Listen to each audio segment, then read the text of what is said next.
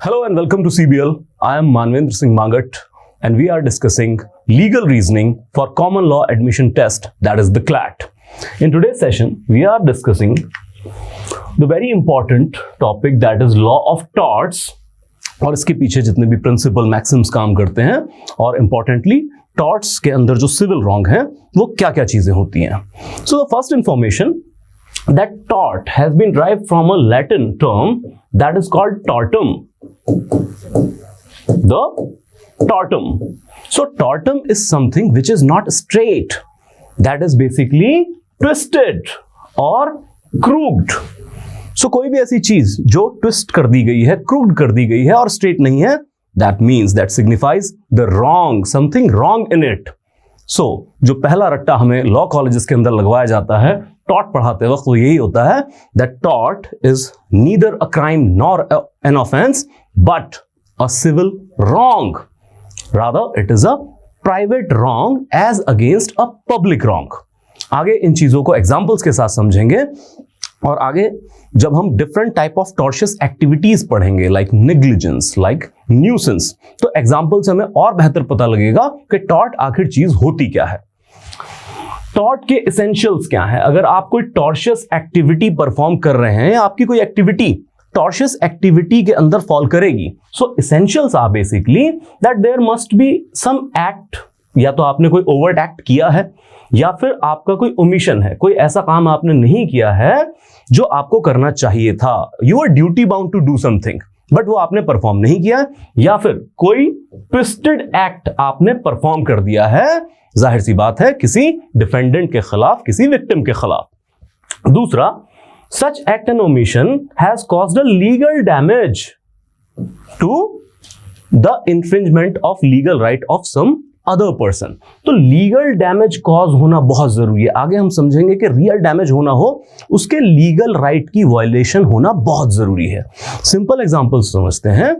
जैसे कि normally rules होते हैं और एक सिविक सेंस भी है कि ऑड आवर्स के अंदर लाउड म्यूजिक प्ले नहीं करना होता है. सो 10 बजे या 11 बजे के बाद लाउड स्पीकर्स पे आप म्यूजिक प्ले नहीं कर सकते हैं even in your private space, जबकि बाहर उस आवाज से किसी दूसरे को, आपके पड़ोसी को परेशानी हो रही हो.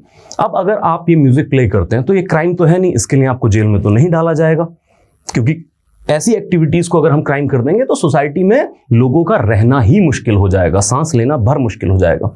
लेकिन क्योंकि इस एक्टिविटी से दूसरे को परेशानी हो रही है तो कोई ना कोई रेमेडी होनी चाहिए. तो अगर हम इस loud music playing at the odd hour की बात करें, which is a type of nuisance, so your act which is not straight, odd hours पे आप म्यूजिक प्ले करें, this is not right, this is a wrong and that infringes the legal right of your पड़ोसी. भाई उनका भी तो एक legal right है कि ऑड आवर में उनको म्यूजिक की वजह से परेशानी नहीं होनी चाहिए. सो दिस इज द टॉर्ट. और क्या हो सकता है, आपके एक पड़ोसी हैं और उनके आने जाने का एक ही रास्ता है, आमतौर पे एक ही रास्ता होता है, द फ्रंट गेट, और आप अपनी गाड़ी या अपनी व्हीकल लगातार उनके घर के सामने खड़े करते हैं जिससे उनको परेशानी होती है. उनका लीगल राइट है to freely come in and go out from their house at any time they wish. लेकिन आपकी जो ये एक्ट है जो कि स्ट्रेट नहीं है, जो कि राइट नहीं है, इसकी वजह से उनका जो लीगल राइट डैमेज हो रहा है, this is the tort of negligence. It can be called as nuisance as well. So nature of tort, और इसी से हम टॉर्ट को और बेहतर समझ पाएंगे. दैट हम तभी टॉर्ट को समझ पाते हैं जब हम टॉर्ट एंड क्राइम के अंदर, tort and breach of contract के अंदर और एक्ट ऑफ ओमिशन को समझ पाते हैं. So basically what is the difference between a crime and a tort. जैसे कि मैंने शुरुआत में कहा that tort is not a crime, tort is a civil wrong. So basically tort और क्राइम का क्या फर्क है. पहला फर्क है कि टॉर्ट जो होता है ये इंफ्रिंजमेंट ऑफ प्राइवेट राइट है या सिविल राइट है. सो आप किसी एक इंडिविजुअल का या फिर ग्रुप ऑफ इंडिविजुअल का राइट वायलेट कर रहे हैं. सो टॉर्ट्स के साथ आप पब्लिक एट लार्ज को उनके राइट वायलेट नहीं कर रहे हैं. जहां की क्राइम जो होता है, so crime is basically breach of public rights. That means that gives a shake, that gives a wave of fear to the public at large. जैसे हमने अगर गाड़ी खड़ी की आपने किसी के घर के सामने और उनके आने जाने का रास्ता रुका, तो उस व्यक्ति को या उसके परिवार वाले को दिक्कत हो रही है, पब्लिक एट लार्ज को नहीं हो रही है। लेकिन अगर कोई क्राइम परफॉर्म होता है सोसाइटी के अंदर, तो पब्लिक एट लार्ज को अफेक्ट करता है, सोसाइटल फैब्रिक को अफेक्ट करता है, लोगों में फियर जाता है कि हमारे साथ भी हो सकता है। जैसे कि निर्भया केस के बाद हमारी लोकसभा में खड़े होके हमारे MP डेरेक ओब्रायन साहब ने स्टेटमेंट दिया था on record that I as a father of 16-year-old girl standing here terrified, मैं थर्रा रहा हूं डर से कि अगर ऐसी घटना कहीं किसी बच्ची के साथ हो सकती है तो हमारे अपने बच्चों के साथ भी हो सकती है। So the basic intent of crime is that it gives a shock, a fear to the whole society. So crime is against whole society, but tort is against the individual और ग्रुप ऑफ इंडिविजुअल जिनके legal right violate हुए हैं, सिर्फ उन तक सीमित है। Then in tort the main aim is to compensate the plaintiff for the loss suffered. तो सिर्फ उनको कंपनसेट कर दिया जाएगा। जैसे आपने किसी घर के सामने गाड़ी खड़ी की, तो या तो आपकी वो गाड़ी हटवाई जाएगी और ताकीद किया जाएगा कि दोबारा ना करें, और अगर टॉर्ट के अंदर कुछ पैसे के थ्रू कंपनसेट करना है तो आप कंपनसेट कर दीजिए, दैट्स इट। लेकिन क्रिमिनल लॉ का इंटेंट होता है रॉन्ग डूअर को पनिश करना, and punishment will generally fall in terms of jail. So crime का इंटेंट है पनिश करना, टॉर्ट का इंटेंट जो है वो पनिश करना नहीं है, विक्टिम को कंपनसेशन दिलाना है।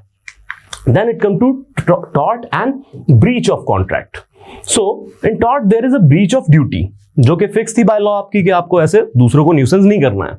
But in contract there is a breach of duty which was fixed by the contracting parties. Contract के अंदर दो या उससे ज्यादा पार्टीज आपस में कुछ टर्म्स एंड कंडीशन पे कॉन्ट्रैक्ट करती हैं, और अगर कोई कॉन्ट्रैक्ट ब्रीच करता है तो वो उस कॉन्ट्रैक्ट के अंदर अपनी लिखी हुई ड्यूटीज को वायलेट कर रहा है। जबकि अगर कोई टॉर्ट कमिट कर रहा है तो duty fixed by law of land उसको वायलेट करता है। सो टॉर्ट के अंदर जो डैमेज हैं वो बेसिकली क्वांटिफाई किए जाते हैं, लिक्विडेट किए जाते हैं, डिटरमिन किए जाते हैं by the facts and circumstances of the case through by the court. तो फैक्ट क्या था, सर्क्यूमस्टांस क्या थे, और कोर्ट उसको डिटरमिन करेगा।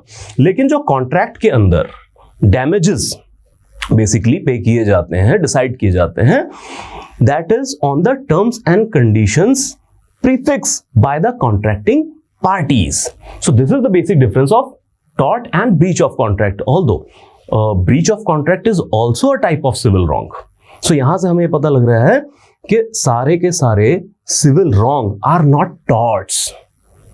So tort is a special category of some civil wrongs. Then act of omission. So this is basically that जब भी आपको this is basically जब भी आपको टॉर्ट के लिए सक्सेसफुल अपना क्लेम हासिल करना है, तो आपको ये एस्टैब्लिश करना पड़ेगा कि जिसने आपके खिलाफ टॉर्ट किया है तो उसकी कोई ना कोई ड्यूटी थी,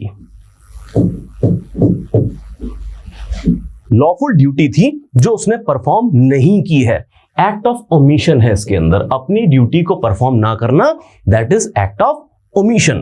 Now let's look some examples. Like A digs a pit on the road, B falls into it and A is liable to be in tort.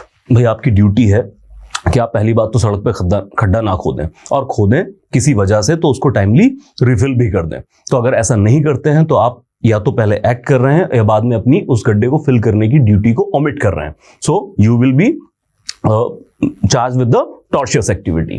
Then A B की लैंड पे ट्रेसपास करता है और वहां पे nuisance cause करता है, हंगामा करता है किसी भी तरह का, तो this is tort of nuisance. एक और एग्जांपल है कि चांदनी चौक में एक क्लॉक टावर लगा हुआ था, वहां से गुजरते हुए राहगीर के ऊपर जो क्लॉक टावर था वहां से कोई सामान गिरा जिसकी वजह से राहगीर को इंजरी हो गई, डेथ हो गई। तो इस केस में जो म्युनिसिपल डिपार्टमेंट है दिल्ली चांदनी चौक का, उसकी ये ड्यूटी है कि क्लॉक टावर को पूरी तरह से मेंटेन करे। अपनी वो ड्यूटी निभाने में वो नाकामयाब रहा, एक्ट ऑफ ओमिशन है उसके पार्ट पे, तो फिर टॉर्शियस एक्टिविटी में municipal department will be liable. Moving on the legal damages. अब जो हमने बात की है कि लीगल डैमेज होना बहुत जरूरी है टॉर्ट को सक्सेसफुल रन करने के लिए, टॉर्ट के केस को सक्सेसफुल जीतने के लिए। अब legal damage is basically the violation of legal right. किसी भी व्यक्ति का जो लीगल राइट है अगर उसकी इन्फ्रिंजमेंट हो रही है, that will result in legal damage. अब इससे रिलेटेड 2 इंपॉर्टेंट मैक्सिम्स हैं टॉर्ट के, that is damnum sine injuria and injuria sine damnum. इन दोनों पॉइंट्स को बहुत अच्छे से याद कर लीजिएगा। लीगल मैक्सिम्स जो हम अलग से याद करते हैं उसी कैटेगरी की ये 2 इंपॉर्टेंट फैक्ट्स हैं। So what is damnum sine injuria and injuria sine damnum? Damnum sine injuria का प्रिंसिपल ये कहता है that damage without a injury, damage caused without a injury will have no remedy.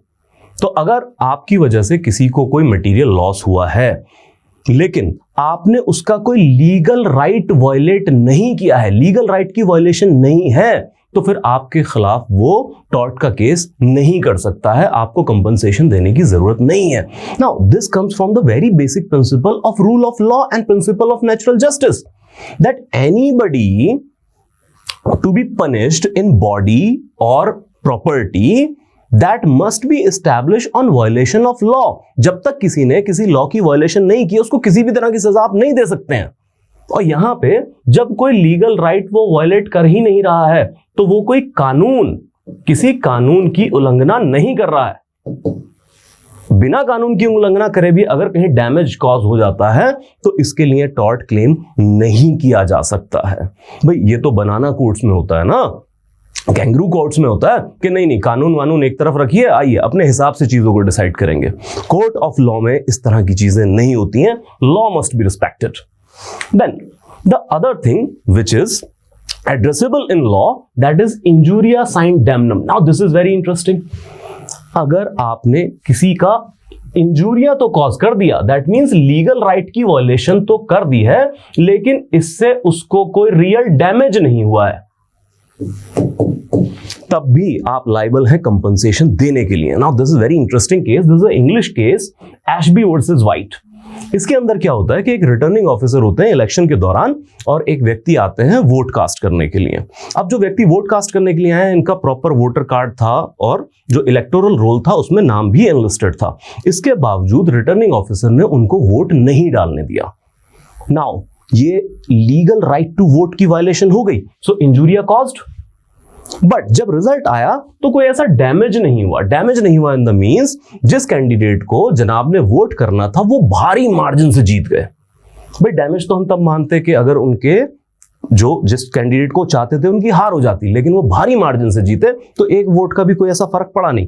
तो ये classic case है that damage cause नहीं हुआ है लेकिन लीगल राइट की वायलेशन हो गई है, लॉ की वायलेशन हो गई है। So on the principle of natural justice, principle of rule of law, and more importantly, principle of law of torts, injuria sine damnum, यहां पे रिटर्निंग ऑफिसर को डैमेज देने पड़े क्योंकि उसने लीगल राइट की वायलेशन की है। तो याद रखिए damage is not that much important जितना के इंपॉर्टेंट है the litmus test here is the violation of legal right. Now we come to some case study और जो हमने अभी डिस्कस किया तो उसको क्वेश्चन के आधार पे करके देखते हैं। याद रखिए हर चीज को, कंसेप्ट को क्वेश्चन के आधार पे करके देखना बहुत लाजमी है क्योंकि at the end of day exam में आपको क्वेश्चन सॉल्व करने हैं। So there is a legal principle as we discussed, if there is an infringement of legal right of a person, he can sue under the tort for compensation even if he has not suffered any harm or loss of a single penny। जो हमने discuss किया बिल्कुल वैसा ही। सो अब factual situation के ऊपर आते हैं, इसी तरह से आपको क्वेश्चंस भी आएंगे एग्जाम के अंदर। So mister B, a bank manager refuses to honour a cheque presented by C, a customer. He knows that C has sufficient funds in his account. Can C sue B under torts and claim compensation? क्या कर सकता है customer कि भाई मेरे account में तो पैसा था लेकिन फिर भी तुमने मेरा चेक नहीं मुझे दिया है। हालांकि यहां पे आप देख रहे हैं कि अगर उसको पैसा नहीं दिया गया है तो उसके पैसे से कोई उसके खाते से कोई पैसा तो नहीं काट लिया गया, तो डैमेज नहीं है, बट लीगल राइट तो वायलेट हो रहा है ना। So यहां पे answer will be the banker has violated the legal right of C, he can be sued under torts to pay compensation. बाकी ऑप्शंस को देखने की भी जरूरत नहीं पड़ेगी, ठीक है जी। So we can say on the mere violation of the legal rights tort can be claimed. Damage हुआ या नहीं हुआ that will be immaterial. Now, what can be the general defenses to tort? कि tort भी commit हो जाए और उसके बाद भी कुछ defenses हों, exceptions हों, and the very famous the act of God, मतलब out of hand of humans. अगर कोई घटना इस वजह से घटी है जिसमें natural forces का हाथ है और इंसानी इंटरफेरेंस नहीं है उसके अंदर या इंसान के कंट्रोल में नहीं है, that will be called act of God. So when the damage or loss injured is caused on the account of operation of natural forces or phenomena such as heavy downpour, storms, floods, earthquake, droughts, तो इस cases के अंदर defence लिया जा सकता है act of God का. मेरे ख्याल से ओ माई गॉड फिल्म परेश रावल साहब की आपको याद है, एक्ट ऑफ गॉड के ऊपर काफी फनी डिस्कशन उस मूवी के अंदर की गई थी. सो बेसिकली दो एसेंशियल इंग्रेडिएंट बहुत जरूरी हैं अगर आप defence of act of God का सहारा लेना चाहते हैं. That result must be caused by the natural forces, तो इंसानी इंटरफेयर उसके अंदर नहीं होना चाहिए. And second, that occurrence must be extra ordinary. So normal circumstances की बात नहीं हो रही है कि 4 बूंदें गिनी और आप कहें कि एक्ट ऑफ गॉड की वजह से मैटर फ्रस्ट्रेट हो गया है. So it must be heavy downpour और some flood kind of situation जिससे कोई मैटर फ्रस्ट्रेट हो रहा है. So we can say the example और एक्ट ऑफ गॉड भी हमें बेहतर समझ में आएगा. That and the legal principle that an act of God is operation of natural forces so unexpected that no human foresight or skill could reasonably expected to anticipate it. Now the factual situation in the defense of act of God is that New Friends Association was celebrating its 10th anniversary and arranged for a concert by leading musical groups. तो खाड़ा लगवा लिया संक्रांता. The event was organized in one of the best auditoriums and all the tickets were sold out. On the day of the event, prior to the event, an earthquake destroyed many buildings including the auditorium as well. People who had purchased the tickets asked for refund from the New Friend Association because show was cancelled. अब जैसे हम बात कर रहे हैं कि act of God out of human insight, foresight या human control के बाहर की चीजों पे टॉर्ट क्लेम नहीं किया जा सकता है, तो इस केस के अंदर again needless to say that new friends association और else need not to refund the cost of tickets at it was purely act of God. But इसी में आप ये कहें कि जी नहीं, एक्ट ऑफ गॉड नहीं, खुद उन्होंने कैंसिल कर दिया, जो ऑर्गेनाइजर्स थे तब उनको जो कंपनसेशन है वो पे करना पड़ेगा. Next defence and very famous maxim in the torts that volunty non-fit injuria. अगर आप वॉलंटरली खतरे को इनवाइट करते हैं, रिस्क को इनवाइट करते हैं और उसके बाद अगर आपको कोई डैमेज हो जाता है, आपका राइट वायलेट होता है, तो आप कंपनसेशन क्लेम नहीं कर सकते हैं. That cause harm suffered voluntarily cannot be enforced, so no enforcement of right. so अगर कहीं पे कोई कंपनसेशन क्लेम करता है लेकिन वो खुद एक्सपोज हुआ था और फ्री विल के ऊपर एक्सपोज हुआ था टू दैट हार्म, तो अब वो कंपनसेशन क्लेम नहीं कर पाएगा under the torts. So basically यहां पे ये जरूर याद रखें, हम बात कर रहे हैं वॉलंटरली कि उसने खुद अपने आप को उस खतरे के लिए एक्सपोज किया था. तो यहां पे जो वॉलंटरीनेस है that must be expressed by free will. मतलब ये नहीं कि उसको फोर्स करके आपने हाँ करवा ली, उसकी खुद की फ्री विल थी. And this free will, this consent can be expressed by words और इंप्लाइड एज वेल. मौन सहमति भी हो सकती है और खुले तौर पे हाँ की सहमति भी हो सकती है. कैसे देख लेते हैं. एक्सप्रेस कंसेंट क्या होता है, दैट जैसे ए ने बी को घर पे इन्वाइट किया, अब जो बी है ही can not sue B, A B को सू नहीं कर सकता है कि इसने मेरे घर पे ट्रेसपास किया. ट्रेसपास कहां किया भाई, आपने तो खुद इनवाइट किया था उसको. Then A ask B a surgeon to perform lawful surgical operation on him. He cannot sue B for an injury received in the course of operation provided that it is not due to the negligence. So A ने B से कहा कि जी मेरा operation कर दीजिए. अगर doctor ने कोई नेग्लिजेंस नहीं बरती है और पूरी तरह से लॉफुल मेडिकल स्टैंडर्ड्स को ध्यान में रख के ऑपरेशन किया और फिर कोई इंजरी आ जाती है, तो फिर आप डॉक्टर को सू नहीं कर सकते हैं. देन इम्प्लाइड कंसेंट क्या हो सकती है. इम्प्लाइड कंसेंट्स जैसे कि बहुत सारे एडवेंचर स्पोर्ट्स के अंदर भी ये चीज आती हैं. जैसे कहीं कोई रेसलिंग मैच या क्रिकेट मैच देखने गया, तो जो भी मैच इस तरीके का देखने जा रहा है उसको ये पता है कि यहाँ पे कुछ रिस्क इन्वॉल्व हैं। क्रिकेट स्टेडियम में बैठ के कोई मैच देख रहे हैं, क्रिकेटर ने शॉट मारा, एक लॉन्ग शॉट, जो कि बॉल आके स्पेक्टेटर के सिर पे लगी और उसको इंजरी होगी। अब ये पर्टिकुलर जनाब क्रिकेट प्लेयर को या फिर जो ऑर्गेनाइजेशन उस क्रिकेट मैच को करा रही है उसके खिलाफ कंपनसेशन क्लेम नहीं कर सकते हैं।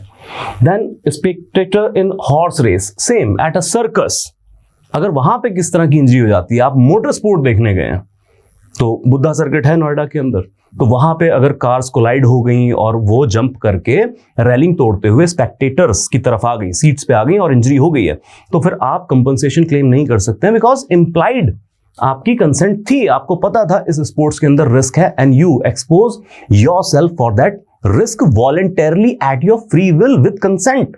So this is volenti non fit injuria.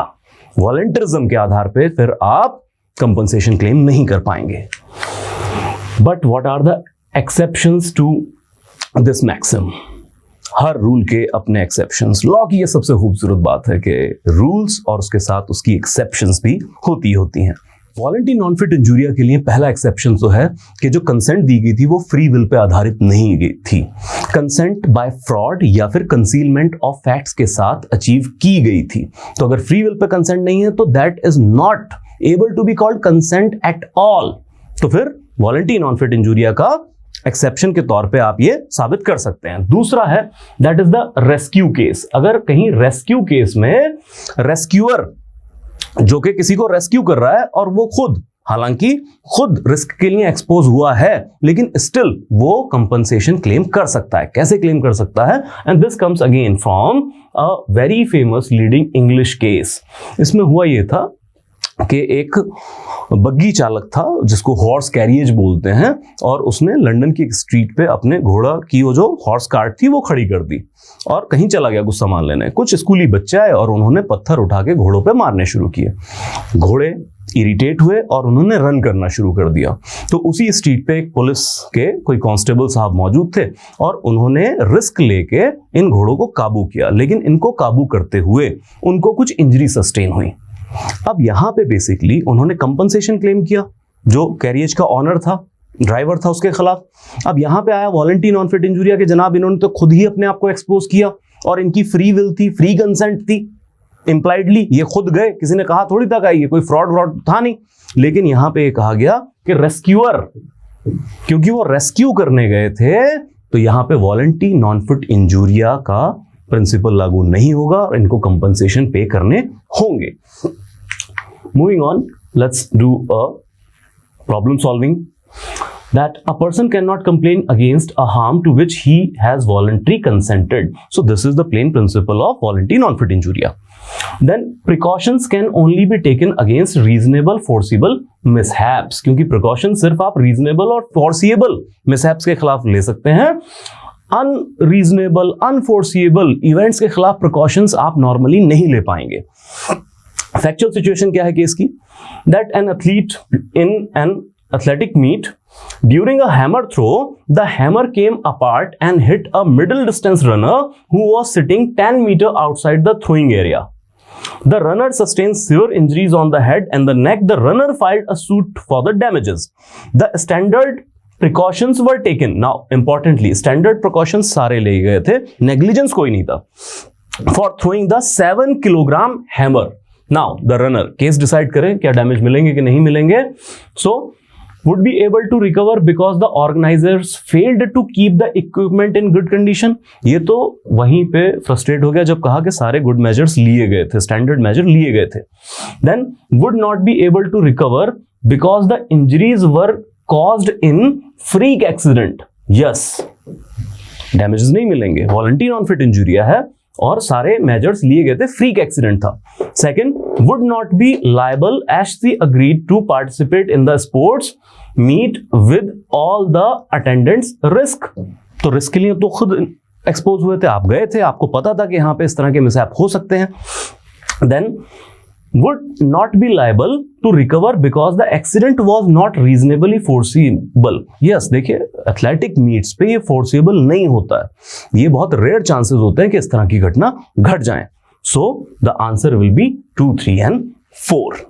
Now we understand another aspect of tort, that is the vicarious liability. Now vicarious liability simply means that liability of a person for the act done by another person. आपकी जिम्मेवारी बनती है ना सिर्फ आपके काम के प्रति, लेकिन किसी और ने अगर कोई काम कर दिया है तो उसके लिए भी आपको जिम्मेवार ठहराया जाएगा। लेकिन ये विकेरियस लायबिलिटी एस्टैब्लिश कैसे होती है टॉर्ट के अंदर? जाहिर सी बात है किसी और के कामों के लिए जिससे आपका कोई लेना देना ना हो तो आपको तो जिम्मेवार ठहराया नहीं जा सकता। लेकिन एक मैक्सिम है which is used in tort that qui facet per alium facet per se. I repeat, qui facet per alium facet per se. That means he who acts through another acts himself. मतलब कि अगर आप किसी और व्यक्ति के through कोई काम करते हैं तो फिर जिम्मेवारी आपकी भी बनती है।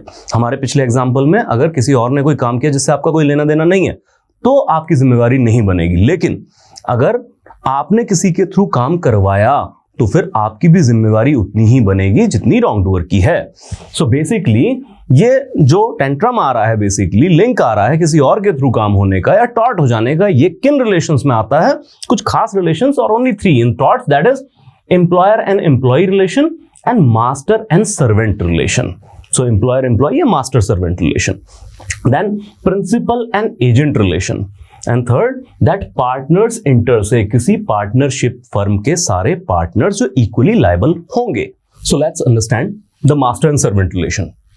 So basically सर्वेंट के द्वारा किए गए किसी भी टॉर्ट के लिए the master will be held liable और डैमेजेस मास्टर को देने होंगे। लेकिन ये रिलेशन तभी स्टैब्लिश हो पाएगा जब सर्वेंट ने टॉर्ट किया है, कोई टॉर्ट कमिट किया है during the course of duty, जिसके लिए वो मास्टर के प्रति उत्तरदायित्व है। मतलब मान लीजिए कि आपने कोई ड्राइवर रखा है अपनी गाड़ी चलाने के लिए, तो जब तक वो ड्राइवर आपकी गाड़ी चला रहे हैं, ड्यूटी पे हैं, तब तक उनके टॉर्ट के लिए आप जिम्मेवार होंगे। लेकिन अगर वो ड्राइवर साहब अपनी प्राइवेट कैपेसिटी में कुछ करते फिर रहे हैं तो फिर उसके लिए आप लायबल नहीं होंगे। So basically master servant relation के अंदर की जो है वो है during the course of duty, during the course of work, जिसके ऊपर मास्टर सर्वेंट रिलेशन डिपेंडेंट है। मतलब कि मास्टर का वर्क करते हुए अगर कुछ टॉर्ट हो जाए तो। सो देन एक और इसके अंदर चीज, दैट इंडिपेंडेंट कॉन्ट्रैक्टर, अगर इंडिपेंडेंट कॉन्ट्रैक्टर कोई है जिसके थ्रू आप काम करवा रहे हैं, उससे कोई टॉर्ट हो जाता है। अब क्योंकि वो इंडिपेंडेंट कॉन्ट्रैक्टर है, देखिए मास्टर एंड सर्वेंट रिलेशन ये होता है कि सर्वेंट जो अपना काम करता है that is controlled by the master, उसकी सुपरविजन में ही वो काम हो रहा है, ये हम मान के चलते हैं। बट इंडिपेंडेंट कॉन्ट्रैक्टर क्योंकि इंडिपेंडेंट है तो यहां पे लायबिलिटी मास्टर की नहीं बनेगी। एग्जाम्पल के थ्रू समझते हैं। ए as a driver for his car, while driving the car, B negligently knocks down C. Now A is liable to C as B is his servant. सीधी बात है, आप गाड़ी में बैठ के जा रहे हैं, आपके ड्राइवर ने किसी को नॉकआउट कर दिया तो आपको भी डैमेज पे करने पड़ेंगे, क्योंकि ड्राइवर ने जो टॉर्ट किया है ये आपके काम की एग्जीक्यूशन के दौरान किया है। लेकिन यहीं पे आपने बुक की एक उबर या ओला और फिर उसके अंदर आप बैठ के जा रहे हैं कहीं पे और उबर ड्राइवर ने किसी को हिट कर दिया, आपने तो ये हायर की थी ना, so that was the independent service provider. तो इंडिपेंडेंट सर्विस प्रोवाइडर की टॉर्शियस एक्टिविटी के लिए आपको लायबल नहीं किया जाएगा। So what is more beneficial, travel through the Uber और Ola as per these principles. Now let's have a question that a master will be liable for the wrongful acts for his servants in the course of employment, as जैसे हमने बात की है course of employment is necessary. Now we come to this thing. अच्छा, वो independent contractor वो सब याद रखिएगा। So Maria was an old widow who opened a bank account with Indian Overseas Bank, whereby she would deposit ₹5 every day in the bank. तो 5 रुपए पर वो ग्रामीण बैंक टाइप का चल रहा है system. Stephen was the neighbor who used to collect the amount and deposit them in the bank. Now Stephen would get a small commission from the bank for the money deposit. अब ये Stephen को पैसे भी मिलते थे, commission मिलता था bank से, बैंक पे कर रहा था। Now one day it was discovered that Stephen, who had not deposited the money for more than 3 months, had vanished with the amount. Then Maria filed a suit not against the Stephen but against the bank के मुझे compensate कीजिए। अब इस case के अंदर क्या होगा? Bank would not liable because Stephen was not an employee of the bank. भाई वो तो नेबर था उसका, मारिया का। Bank would not be liable for the failure of Maria to check the balance in her account. अब ये तो कोई बात नहीं बनती कि आपने बैलेंस क्यों नहीं चेक किया, ये कोई ड्यूटी थोड़ी है आपकी, आप हर महीने जाके बैलेंस चेक करें। Bank would be liable because Stephen was paid commission by the bank for doing its work and none of the above. What you say? The confused between A and C. C not an employ तब होता जब कोई commission ना मिल रहा होता। यहां पे bank would be liable because Stephen was paid commission by the bank. Master servant relation establish हो गया, इसके लिए बैंक अब लायबल है। तो principal and agent is slightly different between master and servant, जहां पे सर्वेंट पे मास्टर का फुल कंट्रोल होता है, एक regular course of action during the work perform हो रहा होता है ना। प्रिंसिपल एंड एजेंट, यहां पे एजेंट डायरेक्टली सुपरविजन में शायद ना हो, लेकिन लीगली जो है वो अपने प्रिंसिपल अथॉरिटी की सुपरविजन के अंदर होता है। जैसे कोई भी सेल्समैन रख लेती हैं कंपनीज के, जाइए हमारे प्रोडक्ट को बेच के आइए, घर घर दुकान दुकान। ऐसे ही आजकल बैंकिंग सिस्टम के अंदर बैंक मित्र रखे जा रहे हैं, जिनको थोड़े थोड़े कमीशन पे कहते हैं कि आप ज्यादा से ज्यादा सेविंग खाते या फिर करंट अकाउंट हमारे खातों के अंदर खुलवाइए। तो ये रेगुलर सैलरीड एम्प्लॉयड तो नहीं होते हैं, लेकिन एजेंट के तौर पे काम कर रहे होते हैं। मेडिकल कंपनीज में बड़ा ये है कि मेडिकल एजेंट्स आते हैं डिफरेंट फार्मा कंपनीज के, और डॉक्टर से मिल के उनको कहते हैं कि आप हमारी दवाइयों को परचेज कीजिए या फिर प्रेस्क्राइब कीजिए आगे अपने पेशेंट्स को। So basically third is partners in partnership firm. अब जैसे कोई भी पार्टनरशिप फर्म है बिजनेस के लिए, अब उसके अंदर 5, 7, 10 जितने भी पार्टनर हैं, वो उस कंपनी के, उस फर्म के सारे ऑपरेशंस के लिए इक्वली रिस्पॉन्सिबल होंगे। मतलब कि अगर किसी एक पार्टनर ने भी टॉर्शियस एक्टिविटी की है on behalf of firm, then all the partners will be equally liable for that tortious act. So, like we can see, एक बैंकिंग फर्म है, comprises of active and sleeping partners. ठीक है जी, जो लोगों से सिक्योरिटीज लेते हैं सेफ कस्टडी के नाम पे, और फिर कुछ टाइम बाद एक पार्टनर उन सिक्योरिटीज को फ्रॉडुलेंटली डिस्पोज ऑफ कर देता है। अब घोटाला तो एक पार्टनर ने किया है, तो क्या बाकी पार्टनर भी टॉर्शियस एक्टिविटी के लिए लायबल होंगे? कंपनसेशन देना पड़ेगा? आंसर इज यस, बिकॉज सारे के सारे पार्टनर्स किसी पार्टनरशिप फर्म के अंदर इक्वली लायबल होते हैं for tortious activities. So, after understanding all the concepts, let's now directly deal with the acts of torts. तो जो भी सिविल रॉन्ग की हम अब तक बात कर रहे थे, इसके अंदर एक्चुअल एक्ट्स कौन से हैं जिनके लिए टॉर्ट्स क्लेम किया जा सकता है? And the very famous and the very first one is the negligence.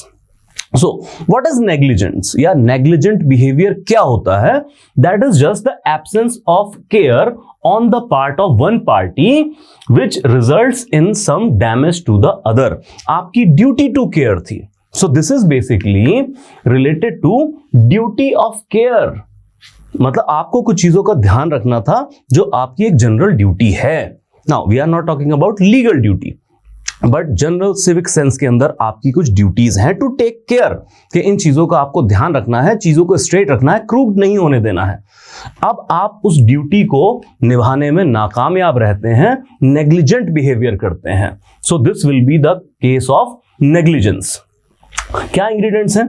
That defendant owed a duty of care to the plaintiff, जिसके प्रति आपसे कुछ गलती हुई है, जिसका डैमेज हुआ है, आपकी ड्यूटी थी केयर करने की। दूसरा, he made a breach of such duty and then plaintiff suffered damage in consequence thereof, तो उसको कुछ डैमेज हुआ है, प्लेंटिफ को कुछ डैमेज हुआ है। So this is rather related just to duty of care. आपकी कुछ ड्यूटीज बनती है केयर करने की, वो आप नहीं निभा रहे हैं, तो you are having a negligent behaviour. इसके अंदर बेसिकली एक इंपॉर्टेंट चीज आती है to establish the case of negligence, क्योंकि बहुत ज्यादा यहां पे सबूत गवाह तो नहीं मिल पाते हैं ऐसे सिविल रॉन्ग के अंदर। So res ipsa loquitur, now this is again very important principle maxim of torts, that res ipsa loquitur says that prima facie establishment of the case. Res ipsa loquitur का plain meaning होता है thing speaks for itself, चीजें खुद ही बता रही हैं अपने बारे में कि यहां पे कोई ना कोई टॉर्शियस एक्टिविटी हुई है। The facts and the circumstances of an issue tells themselves कि यहां पे कोई टॉर्शियस एक्टिविटी हुई है, कोई क्राइम भी हुआ है। आप अगर रेस इप्सा लोकेटर से क्रिमिनल लॉ में भी यूज किया जाता है दैट मान लीजिए कि एक जनाब मरे पड़े हैं और साथ में कोई बंदा पिस्टल लेके खड़ा हुआ है उसकी तरफ ताने हुए, तो कहीं ना कहीं चीजें ये बता रही हैं कि इन जनाब ने इनका मर्डर किया है। So this is the res ipsa loquitur principle. Now res ipsa loquitur के साथ आपको प्राइमा फेसाई एस्टैब्लिश करना होगा that negligence against the defendant was created. So क्या एग्जांपल्स हो सकते हैं that like where a person was going on the highway और किसी के वेयर हाउस से कोई लोहे की भारी चीज गिरी और राहगीर के ऊपर टकराई और उसकी डेथ या इंजरी कॉज हो गई है। या बहुत कॉमन न्यूसेंस के कॉजेस जैसे कि ड्यूटी की हम बात कर रहे थे, लाउड म्यूजिक प्ले करना ऑड आवर्स के अंदर। So this is a case of nuisance as well as negligence कि आप अपनी ड्यूटी निभाने, ड्यूटी टू टेक केयर कि आपके म्यूजिक की वजह से दूसरों को परेशानी ना हो, आपने इसका ध्यान नहीं रखा है। This is a case of negligence as well and which will cause further nuisance to your neighbours. Then what can be the pure negligence cases? बहुत सारे आमतौर पे हम देखते हैं कि घरों पे, ऑफिसेस में एसी लगे होते हैं और एसी का जो पानी का आउटलेट वाला पाइप होता है वो ऐसे ही गली में छोड़ दिया जाता है या वरांडास के अंदर छोड़ दिया जाता है। नाउ जस्ट थिंक कि आपके एसी से पानी गिर रहा है टप टप और बहुत सारा पानी इकट्ठा हो चुका है, वहां से कोई राहगीर गुजरा, उसका पैर स्लिप हुआ, गिर गए, स्लिप डिस्क हो गई, तो क्या वो आपके खिलाफ क्लेम कर सकते हैं डैमेजेस को? Yes, because you were having a duty to take care कि आपके एसी से इस तरह से पानी पब्लिक प्लेस पे नहीं गिरना चाहिए। So these are the cases of negligence. आप नेग्लिजेंट बिहेवियर कर रहे हैं, duty to take care towards other आप नहीं निभा रहे हैं। Then we solve a problem based on our discussion that a careless person becomes liable for his negligence when he owed a duty to take care to others. Okay, this is a legal principle as we discussed. Then the factual situation is, as the bus was leaving the platform, Kashish rushed and boarded the bus keeping the door open. दरवाजा खुला छोड़ दिया। Ashish, who was standing at the edge of platform, was hit by that door of the moving bus and injured. Now Ashish filed a compensation suit against the Kashish जिसने दरवाजा खुला छोड़ा था। तो क्या क्लेम सक्सेसफुल होगा? Now, option A, Kashish is liable to Ashish for not having taken care to close the door of the moving bus. A, Kashish is not liable, नहीं देगा वो damage to Ashish as it was the duty of the conductor of the bus to close the door. क्या conductor की duty होती है बस close करना, door close करना? Then Kashish is not liable to Ashish as it was the duty of the latter to take sufficient care while standing on the platform as not to expose oneself to such accidental harm. कि तुम्हारी जिम्मेवारी है जहां तुम खड़े हो और किसी की कोई जिम्मेवारी नहीं है। And then none of the above. So this is a very interesting case जहां पे वॉलंटी नॉन फिट इंजूरिया जैसी चीजों को भी ला रहे हैं और ड्यूटी के कॉन्सेप्ट में भी वायलेशन क्रिएट कर रहे हैं। But the real answer that because that Kashish was the last man to board the train, board the bus, तो इनकी ये एक सिविल ड्यूटी है कि इनको दरवाजा बंद करना चाहिए था। Hence Kashish is liable to आकाश, इनको कंपनसेशन देना होगा। Then we can take defence to negligence. क्या डिफेंस हो सकते हैं नेग्लिजेंस के केस में जिसका फायदा लेके आपको कंपनसेशन ना देना पड़े? Now defence of tort of negligence is basically contributory negligence, जहां पे मान लीजिए ए ये तो नेग्लिजेंट बिहेव कर ही रहा है बट इसके साथ साथ में बी जिसका कोई राइट वायलेट हुआ है ये भी नेग्लिजेंट बिहेव कर रहा है। सो दोनों अपने आप में नेग्लिजेंट बिहेव कर रहे हैं, तो इस आधार पे बेसिकली डिफेंस मिल सकता है from the tort of negligence. जैसे कि एक क्लासिक केस के बी वॉज अ मोटरसाइकिलिस्ट और ये नेग्लिजेंटली मोटरसाइकिल चला रहे थे सड़क पे, और एक ए दिस वॉज द बस, ये भी नेग्लिजेंट ड्राइव कर रहा था। सो दोनों कोलाइड कर गए आपस में, लेकिन B sustain the more injuries. तो फिर क्या ए इस बात का बेनिफिट ले सकते हैं कि जनाब ये तो खुद जो है नेग्लिजेंटली ड्राइव कर रहे थे, and court said yes 1/3 of the liability of negligence will be put on the B himself और द विक्टिम इटसेल्फ। सो इस तरह का बेनिफिट आपको नेग्लिजेंस के लिए मिल सकता है, जहां पे खुद विक्टिम कंट्रीब्यूटर हो to the negligence. Then come the next one, nuisance. ये तो इंडिया में इतना ज्यादा आम है कि हम इसको टॉर्ट मानते ही नहीं है, बहुत न्यू नॉर्मल है हमारे लिए, ओल्ड नॉर्मल है हमारे लिए basically. So nuisance basically we are talking about, and जिस न्यू नॉर्मल या ओल्ड नॉर्मल की बात मैं कर रहा हूं वो है private nuisance, not the public nuisance.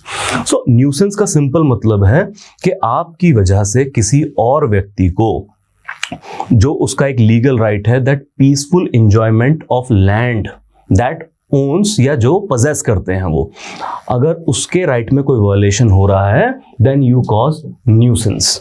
Like हमने बात की थी कि किसी का घर है और आप उसके दरवाजे पे गाड़ी खड़ी कर देते हैं, उसको आने जाने में दिक्कत हो रही है, तो वो जो उस लैंड का पीसफुल एंजॉयमेंट कर सकता है, उसका राइट है, उसमें खलल पड़ रहा है, वो वायलेट हो रहा है, then you are causing nuisance. एक व्यक्ति रात को 11 बजे अपने घर में आराम से सो रहा है, किताब पढ़ रहा है, और दूसरा पड़ोसी रात को लाउड म्यूजिक बजाता है, तो वो अपने घर का, लैंड का, प्रॉपर्टी का पीसफुल एंजॉयमेंट नहीं कर पा रहा है, उसका राइट वायलेट हो रहा है, तो ये है टॉर्शियस एक्टिविटी। नाउ दो कैटेगरीज में बांटा गया है, एक है public nuisance. Now public nuisance is a crime as well, you know, क्योंकि public at large is involve now under IPC, but what we are discussing and we are focused at private nuisance, so this is टॉट not under IPC. So public nuisance is like you can say that digging a trench on a highway, keeping a brothel, ठीक है, selling contaminated food. So this type of things are the public nuisance, और अलग अलग act में ये punishable offences भी हैं। But जिसकी हम बात कर रहे हैं civil wrong nuisance, that is the civil wrong और tort, and this is the disturbance in peaceful enjoyment of some other person in his peaceful right of enjoyment of his land, particularly the land. Now we come to that, as we discussed, that it is unlawful interference with the enjoyment of land, and that act must result in damage to the plaintiff. और generally हमारे यहाँ पे जो हम old normal की बात कर रहे थे वो कौन कौन से nuisance हैं, that is that constant noise, ठीक है, honking and all that thing गलियों में, अनलॉफुल ऑब्स्ट्रक्शंस हम क्रिएट कर देते हैं, गली बंद कर दी, रास्ता बंद कर दिया, then offensive smells, fumes, loud music at odd hours, तो ये सब एग्जांपल्स हैं न्यूसेंस के। So let's solve a case that an unlawful interference with the person's use of enjoyment of land or some right over or in connection with it is a nuisance in tort. Okay, this principle we discussed. Now the factual situation is that Mr. Prasad filed a suit against Mr. Shyam for a permanent injunction to restrain him from installing and running a flour mill in their premises. According to Mr. Prasad, it created nuisance to them as they were put on the first floor of the same premises. Will action succeed? Simple बात है, आपका घर है और आपके घर की छत के ऊपर फर्स्ट फ्लोर पे एक व्यक्ति ने आटा चक्की खोल दी है। अब उसकी वजह से क्योंकि बहुत शोर होगा और आप जब उसके खिलाफ एक इंजंक्शन लेने जाते हैं कि ये बंद करवाया जाए, आप टॉर्ट का क्लेम करते हैं, तो क्या सक्सेसफुल होगा? नीडलेस टू से answer is yes, because that आटा चक्की विल क्रिएट अननेसेसरी न्यूसेंस। शोर शराबा लगातार रहेगा और आप जो अपने घर का पीसफुल एंजॉयमेंट कर सकते हैं वो नहीं कर पाएंगे, आपका राइट वायलेट हो रहा है, that's why it will success. Now we come to another tort very famous, that is defamation. Remember, defamation is also a crime under IPC under section 499 IPC as we discussed. और वहां पे तो अगर कोई defame किसी को करता है और सक्सेसफुल सूट फाइल हो जाता है और कन्विक्शन होती है तो 2 साल तक की सजा भी है, apart from fine and all that thing. But जो हम बात कर रहे हैं टॉर्ट के अंडर डिफेमेशन की, now as this is a civil wrong so only compensation will be paid. So अगर डेफामेशन के खिलाफ किसी को सजा करवानी है तो आईपीसी में चला जाए और कंपनसेशन लेना है तो लॉ ऑफ टॉर्ट्स के अंदर आ जाए। Now what is defamation? Defame करना, मानहानि करना, किसी की रेपुटेशन में लॉस कॉज करना। The plain and simple definition of defamation is this, that whoever by words that may be written or spoken or otherwise causes a harm not in body or property but harm in the reputation of some person. Now reputation is an intangible thing, okay? तो अगर reputation में loss cause किया जा रहा है, harm cause किया जा रहा है, then it will be a tort in the name of deformation. So it can be slander, जैसे हमने कहा कि रिटन हो सकता है, या फिर ये ओरल भी हो सकता है.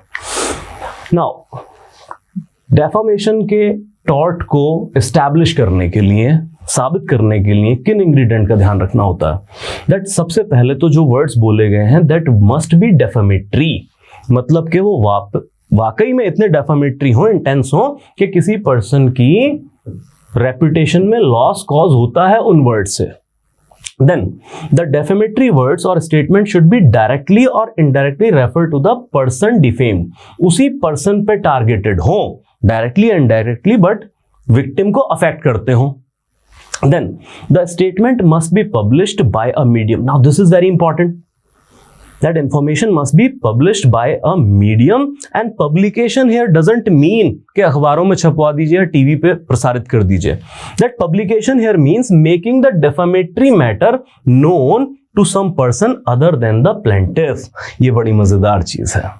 जैसे कि मान लीजिए कि A B को गालियां देता है. अब गालियां देना, अभद्र भाषा का इस्तेमाल, दिस इज डिफामेटरी. वो कहता है कि तुम चोर हो, तुम उचक्के हो, तुम दिस हो, तुम दैट हो, और भी बहुत सारे अपशब्द वो बोलता है. अब डेफामेशन के केस में देखिए, बी की तरफ टारगेटेड है, एक इंग्रेडिएंट पूरा हो गया, डेफामेटरी है, दूसरा इंग्रेडिएंट पूरा हो गया. लेकिन इनकी पब्लिकेशन मतलब leaking this information to the third party. अगर ए ने बी को प्राइवेट में गाली दी है जहां पे तीसरे व्यक्ति ने नहीं सुना, तो डेफामेशन का सूट एस्टैब्लिश नहीं होगा, बात दोनों के बीच खत्म.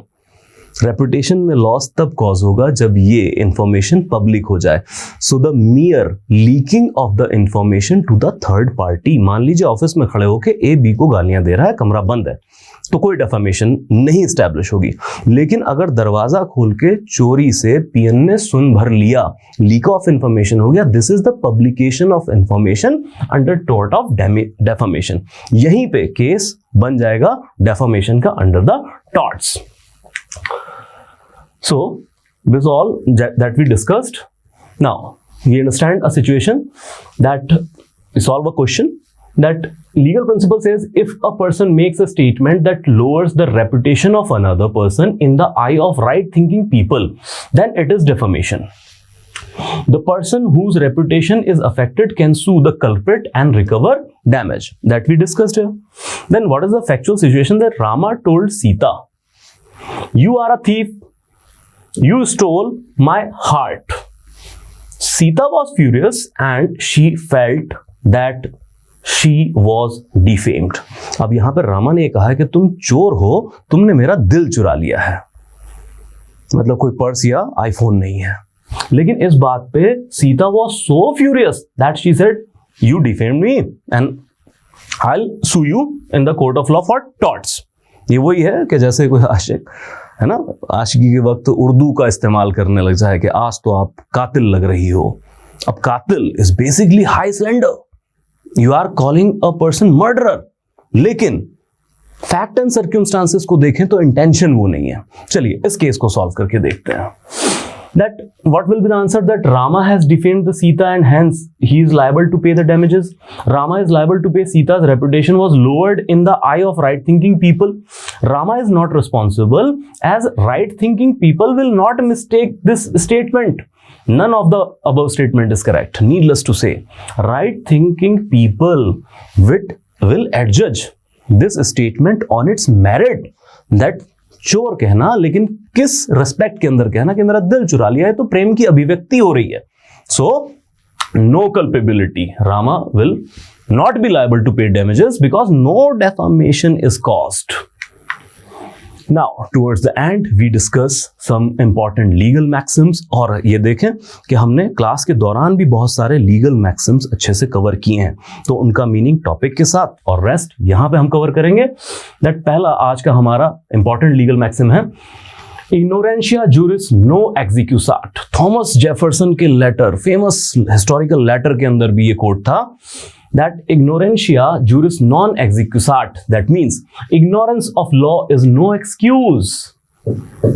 मतलब आपसे कल को कोई लॉ वायलेट हो जाए और आप अथॉरिटी को जाके कहेंगे जी मुझे तो लॉ का पता नहीं था, तो क्या माफी मिल जाएगी? Obviously no. चंडीगढ़ में बहुत आम है, ट्रैफिक लॉज जो चंडीगढ़ में फॉलो होते हैं वो दूसरे शहर में इस तरीके से नहीं फॉलो होते हैं जैसे यहाँ पे फॉलो होते हैं कि अगर आपको राइट या लेफ्ट टर्न लेना है तो आपको स्लिप रोड से निकलना होगा, आप मेन चौक से नहीं मुड़ सकते हैं।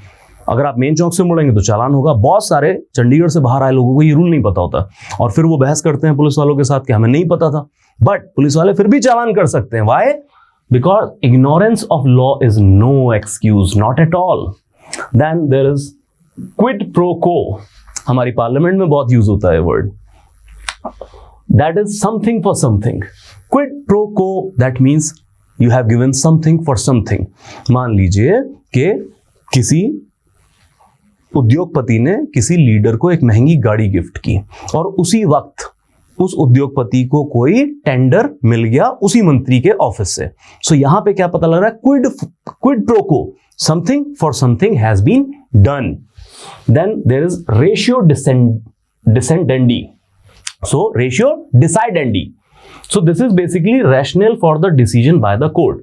कोर्ट जो भी जजमेंट लेते हैं तो उन जजमेंट्स के अंदर अपना रैशनल भी लिखते हैं कि हमने किस रैशनल के ऊपर ये जजमेंट फाइनली रीच किया है। Then juris excusio non habet injurium, that means the execution of law inflicts no harm। जैसे कि अगर लॉ की एग्जीक्यूशन के बाद किसी कन्विक्ट को जेल में डाला जा रहा है तो आप जनरली कहें तो बड़ा बुरा है, आप अपने ही सिटीजन्स को जेल में डाल रहे हैं, but see the larger purpose. Just to establish that larger purpose and the morality and ethical standards in the society, we have this principle that juris excusio non habet injurium, execution of law कोई भी wrong को inflict नहीं करता है। Then necessitates publica major est quam privata, that means public necessity is a greater cause than the private। Public necessity हमेशा greater cause होगी private necessity से, क्योंकि हम एक समाज में रहते हैं और पब्लिक नेसेसिटी को केटर करना प्राथमिकता के साथ बहुत जरूरी है। Then we come to principle attached with it, और ये प्रिंसिपल ऑफ नेचुरल जस्टिस से भी डील करते हैं, that testis nemo in sua causa esse potest, that means no one can be a witness in his own case. भाई आप अपने ही case में अगर प्राइम विटनेस होंगे तो आप तो अपने हक में ही गवाही देंगे, तो फिर ये प्रिंसिपल फॉलो किया जाता है कि अपने ही केस के अंदर खुद के व्यक्ति की गवाही को प्राइम नहीं रखा जाएगा। And most importantly nemo judex in causa sua, that means no one can be a जज इन हिज ओन केस। अपने ही केस के अंदर ना तो आप प्राइम विटनेस हो सकते हैं और ना ही आप जज हो सकते हैं, क्योंकि अगर जज होंगे आप अपने ही केस में तो एक शक जाता है कि आप अपने ही हक में फैसला करेंगे। Judging authority must be independent and impartial, उसका कोई भी डायरेक्ट या वेस्टेड इंटरेस्ट नहीं होना चाहिए केस से या फिर उससे रिलेटेड पार्टीज के अंदर। That is all for today. आप टॉट्स को अच्छे से करें, सारे हमने इंपॉर्टेंट टॉपिक्स कवर किए हैं, इंपॉर्टेंट लीगल मैक्सिम्स को साथ के साथ अपडेट करते रहें। सो कुछ यहाँ पे हैं, कुछ क्लास के अंदर हैं। मिलते हैं नेक्स्ट क्लास के अंदर। Thank you so much.